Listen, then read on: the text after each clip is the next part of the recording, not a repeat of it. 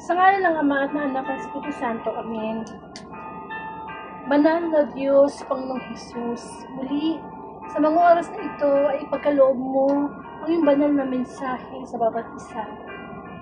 Paglilinis sa aming mga puso, kaharin mo kami, Panginoon, sa aming mga kasalanan. Ang iyong banal na Espiritu ay aming tinatawagan na lumuklok sa aming puso, upang ang Espiritu mo at Espiritu namin ay magkaugnay. Kami patuloy na nagtitiwala, naniniwala sa iyo, banal na Espiritu. Patuloy kang kumilos sa mga darating pang minuto. Ikaw, O Diyos, ay magbigyan ng parangal sa online Facebook Live na ito.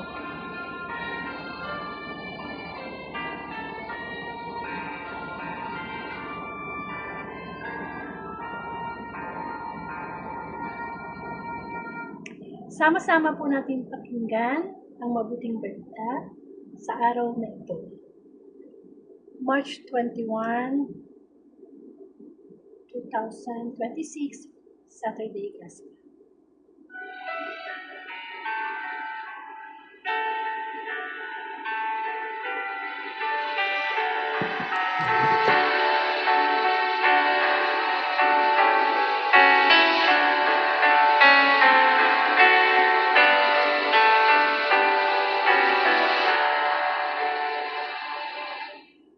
Ang mabuting balita, yung mga cheap tricks na yan, kung ang mabuting balita ayon kay San Juan, papuri sa iyo, Panginoon. Marami sa mga nakarinig sa kanya ang nagsabi, tunay niyang ito ang propetang hinihintay natin. Ito nga ang Mesiyas, sabi ng iba. Yung sumagot naman ng iba, maaari bang magmula sa Galilea ang Mesiyas? Hindi ba sinabi ng kasulatan na magmumula ang Mesiyas sa itig David? At sa Bethlehem na bayan ni David ipanganganak. Magkakaiba ang palagay ng mga tao tungkol sa kanya. Ibig ng ilan na dating siya, ngunit wala namang nangahas na humuli sa kanya. Ang mga kawal na bantay sa templo ay nagbalik sa mga punong saserdote at sa mga pariseo. Bakit hindi ninyo siya dinala dito? Tanong nila sa mga bantay. Sumagot sila, wala pa pong nagsalita ng gaya niya. Kayo man ba'y narinig din? Tanong ng mga pariseo. Meron bang pinuno o pariseo naniniwala sa kanya? Wala. Mga tao lamang na walang nalalaman sa kautusan ang naniniwala sa kanya. Mga sinumpa. Isa sa mga naroon ay si Nicodemo.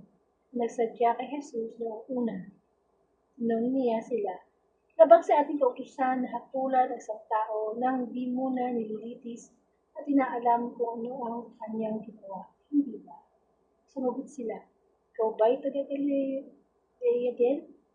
Magsaliksikat, makikita mo na walang propetang magmumula sa Galilea. At umuwi na ang bawat isa, nung si Jesus ay pumunta sa bundok ng mga Olibo. Mga kapatid, ang mabuting balita ng ating kaligtasan.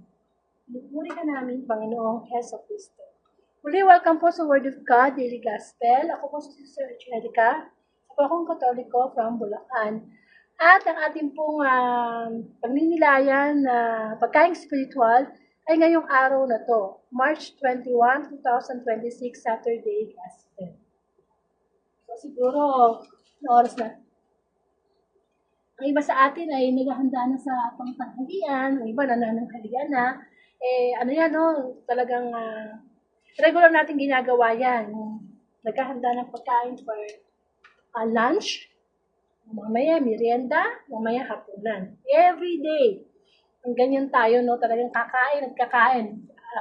Bukas sa ating mga Pilipino, alas 12 ng tanghali, lunchtime na yan. Alas 3 ng hapon, merienda na yan. Alas 6 o alas 7 ng gabi, hapunan na yan. Or sa breakfast naman, hindi naman lahat nagbe-breakfast, no? Minsan alas 5, alas 6, alas 7, nagbe-breakfast na. So, kung itong mga bagay na physical food ay naghahanda natin, hindi mas lalo na dapat ang ating spiritual food. Yun ay ang salita ng Panginoon kasi kailangan ito ng ating kaluluwa. Sapagkat ang ating katawang lupa ay mamamatay, paano na ating soul? Amen. Yun dapat ang ating binibigyan din ng pansin. Halaga yun, no? Sapagkat mismo ang Panginoong Jesus ang nagsabi, hindi lang sa tinapay na bubuhay ang tao, kundi sa bawat salitang namumutawi mula sa bibig ng Diyos. So, naranasan na po ba natin na tayo ay mahusgahan, masabihan ng mga bagay na hindi naman totoo? Nangyayari yan, no, na-experience natin yan na meron mga tao na minsan, unang kita mo pa lang, parang ang bigat ng aura sa'yo. Meron namang tao na first time mo lang nakita, pero ang gaan na ng aura niya, ng kalooban mo sa kanya. Pero anong point po natin dito, no? Ang Panginoong Jesus, ang Diyos mismo, minamahal tayo maging sino man tayo. Of course, ang Panginoong Jesus, siya yung nagkatawang tao, hindi naman para sa mga banal kundi para sa ating mga kasalanan. Pero wag naman nating abusuhin yung pagmamahal ng Diyos. Hindi porke sinabi ng Panginoon na, o sige, patatawarin kita kapag ikay humihingi ng nagbabalik loob sa akin. Tapos, ang nangyayari, bumabalik din tayo sa ating dating tao.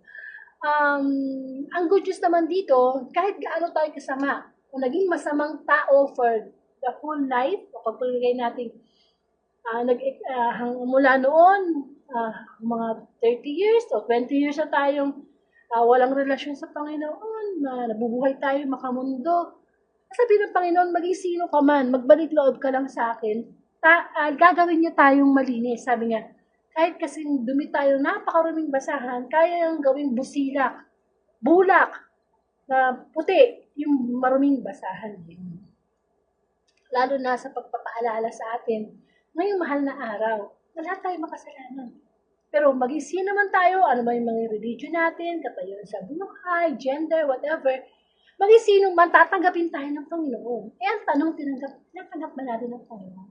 O hindi natin masabi kay Lord na, Lord, mahal kita, maging sino ka man. Kasi, ang Diyos ay perpekto. Hindi ba?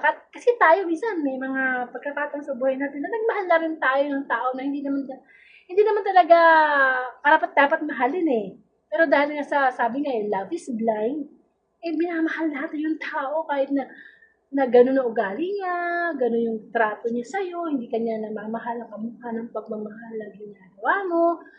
Yun. So, ganyan din ang nangyari sa Panginoong Jesus sa mabuting balita. Hindi lahat sa Kanya tumatanggap.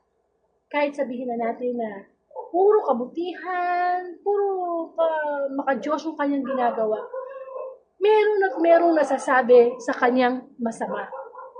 Hindi sila naniniwala, yung iba na siya yung Mesiyas, hindi sila naniniwala na siya yung Diyos anak ng Diyos, hindi sila naniniwala na makapangyarihan siya, yung iba pa nga nagsasabi na, ay galing yan kay Beelzebul, yung kanyang kapangyarihan, na cast out ng demonyo, gumawa ng himala.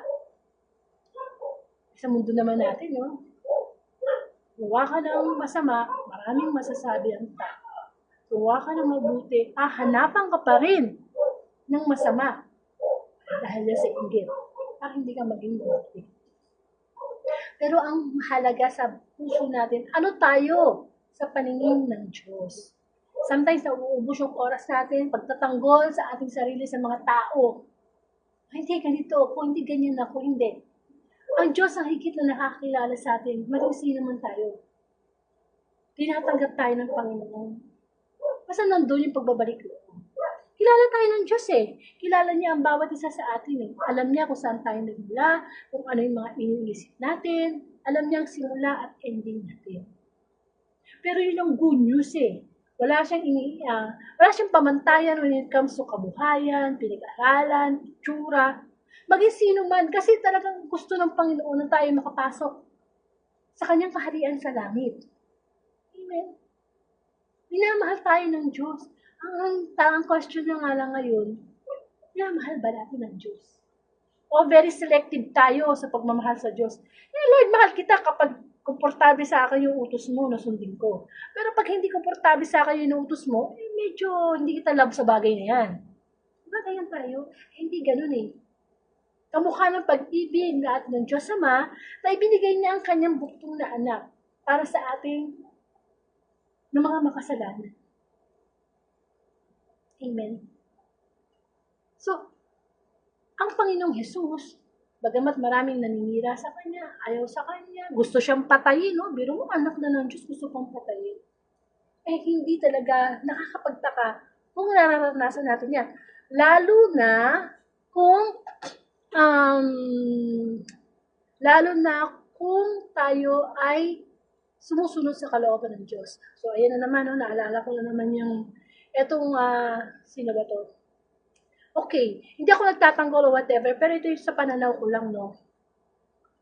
Yung isang, hindi na ako mag-name drop kasi alam ko naman nakilala nyo to eh. Kung kayo di ba, sa showbiz. Ito isang lalaki to na asawa ng isang sex bomb members, no? Talagang naninindigan silang mag-asawa sa salita ng Panginoon. At once na nandigan ka na sa salita ng Diyos, pinagtatanggol mo na ang salita ng Diyos, ipinamamahagi mo na yung salita ng Diyos, ang tingin na sa'yo ng tao, sira ulo, baliw. Kasi hindi mo na ginagawa yung ginagawa ng mundo eh. Kaya, nakikinig ako sa mga sinasabi niya, no? Although, ang kanyang delivery is full of conviction, tsaka medyo may pagkamatigas talaga, no? Pero nandun yung message niya eh. Sinasabi nga niya na, may narinig ako, may dumaan sa TikTok ko eh. Nang sabi niya, ikaw ba, papayag ka na yung anak mo ganito, ganyan? Ayaw ng Diyos yan. Hindi naman yan yung natural na gender na ibinigay sa'yo. Anong klase kang magulang? O, di ba? Pero ngayon sa panahon natin ang nangyari dahil nga sa anak natin, kung ano naman gusto niya maging gender, kung lalaki siya, gusto niya maging babae, o babae siya, maging gusto lang, tinatanggap na ng magulang. Tama o mali. Kung iaano natin yung ila-line up natin yung sa kagustuhan ng Diyos, mali talaga yun. Kaso marami nang nagbabati ko sa kanya. Bakit? Meron na nga tayong LGBT community eh. Accepted na nga ng halos karamihan ang ganitong community. Ang tanong nga, accepted ba ng Diyos? Yes, ang Diyos ay mapagpatawad. Ang Diyos, ang tanging maghuhusga lamang at magpaparusa. Pero mabuti ang Panginoon eh. At yung kabutihan ng Diyos, inaabuso natin. Yung salitang God is love, inaabuso natin. Amen? So, merong utos ng Panginoon dyan. So, ipinagdidiinan lang ng tao na ito ang utos ng Diyos. Amen? Kasi kung patuloy tayong susunod sa pattern ng mundo, hindi tayo sumusunod sa kalooban ng Panginoon. Ito ba? Kaya, meron din siyang punto. Makikita ko rin yung punto niya na ipinaglalaban lang niya kung anong utos ng Diyos. Maaring, sabi natin, hindi yun natatanggap ng mga taong tinatamaan kasi namumuhay sila sa ganong kalagayan. Pero sabi nga, sa bawat ginagawa natin, dapat nag-glorify ang Diyos. Kay kumakain, kay sumasayaw, kay kumakanta, kay nagsasalita, dapat nandun yung pag-glorify sa Panginoon. Which is sa panahon natin yan, hindi na nangyayari yun. Kaya, once na ikaw nag-stand sa word ng God, ipinamahagi mo to, marami na talaga magagalit sa'yo. At anong tawag sa mga taong nagpapahayag ng salita ng Diyos? Mga manghuhusga. Ang pare, ang preacher, ang mga taong nag-i-stand sa Word of God, ini-spread ng Word of God, mga manghuhusga kayo. Ang tanong, kung kamukha ko, no, nagkakaroon ako ng reflection online sa Word of God, nandiyan nabubuksan ko yung mga hindi gusto ng Diyos, kasalanan, manghusga na ba ako? Hindi. Ba't ako manghusga? Ginagaya ko lang naman kung anong ginawa ni Kristo. Sinabi ni Kristo na bigyan mo yung mga magulang. Yun din naman ang pinapangarap ko. Sinabi ng Panginoong Jesus na huwag kang magnanakaw, na huwag kang makikipagtalik sa kapwa mo, lalaki o babae.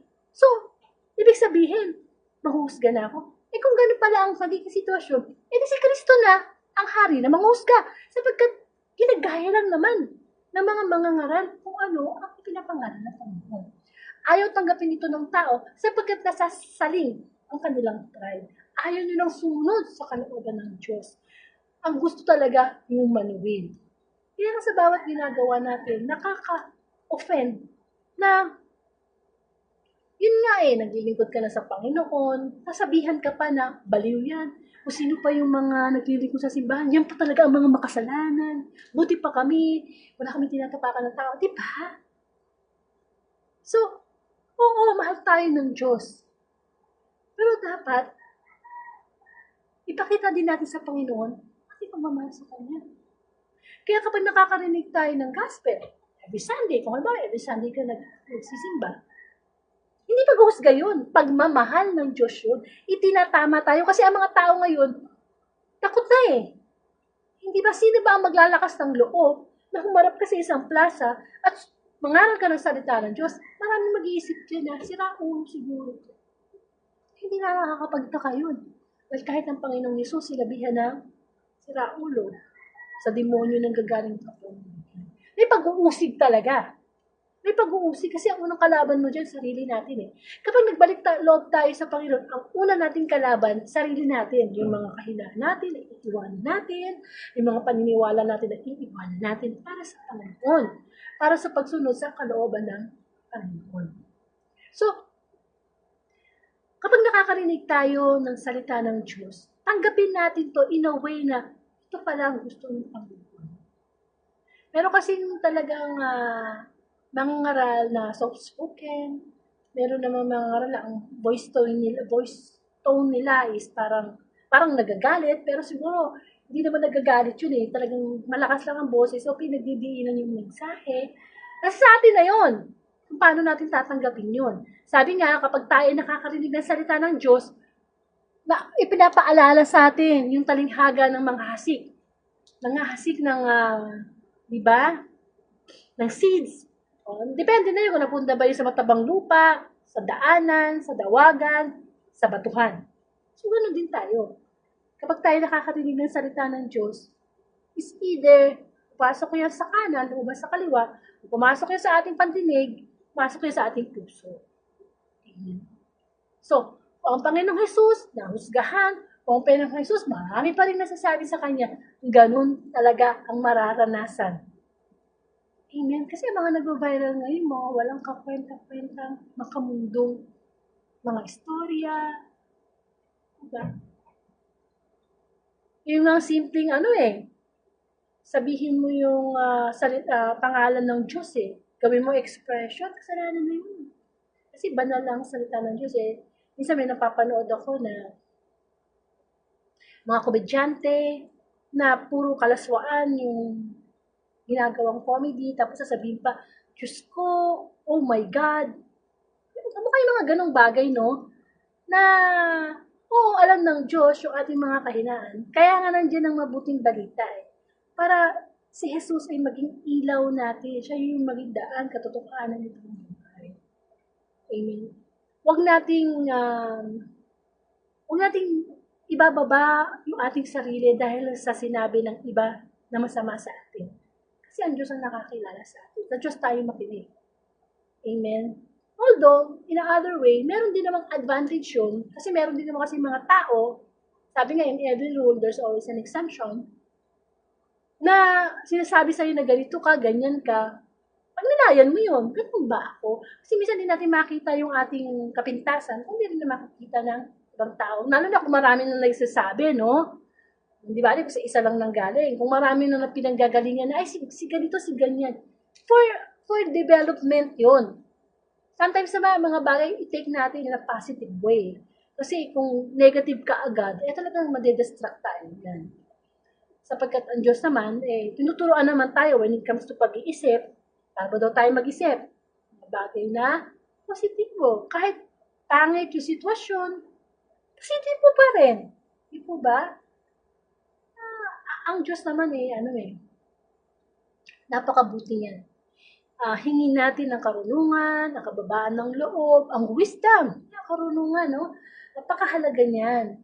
Kung sa ganun, maintindihan natin na mga bagay na nasa natin sa buhay, mga taong naiinggit sa atin, o mga taong kinaiinggitan natin, may mga bagay na dapat nating maunawaan in God's paningin, sa pagtingin ng Diyos.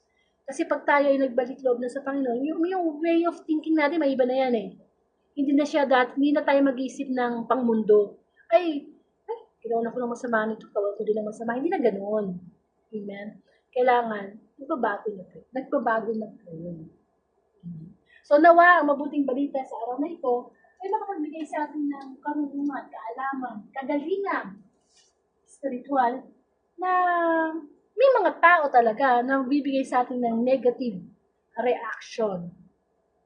May mga hindi maniniwala sa ginagawa natin. Pero ang halaga, na-please natin ang Diyos. Hindi naman tayo nabuhay para i-please lang yung ating kapwa, kundi ang Panginoon. Amen. So, magkaroon po tayo ng closing prayer. Ama sa langit, marami pong salamat muli sa pagpapaalala mo sa amin. Ikaw ay nakaranas din ng mga pangmusga ng mga tao, lalo ng mga Pariseo na lagi kang hinahanapan ng mga kakulangan, kapintasan. At alam namin, naranasan din namin yun. Pero patuloy mo kaming tulungan, Panginoon, na maranasan namin ang katatagan na ipinakita mo. Hindi ka nagiganti, bagkus ipinakita mo patuloy ang kapangyarihan ng Diyos Ama. At yun ang ginawa mo. Lord, napakabuti mo sa lahat. Patuloy ko pa rin idinalangin sa Brother Joel, sa kanyang karamdaman, at lahat ng mga may karamdamang pisikal. Ano man ang pinagdadaanan natin ngayon o mga mahal natin sa buhay, magkaroon tayo ng kagalingan according to God's will. Higit sa lahat, ang kagalingang spiritual ang gustong ibigay sa atin ng Diyos. Sama-sama po tayong manalangin ng Ama namin.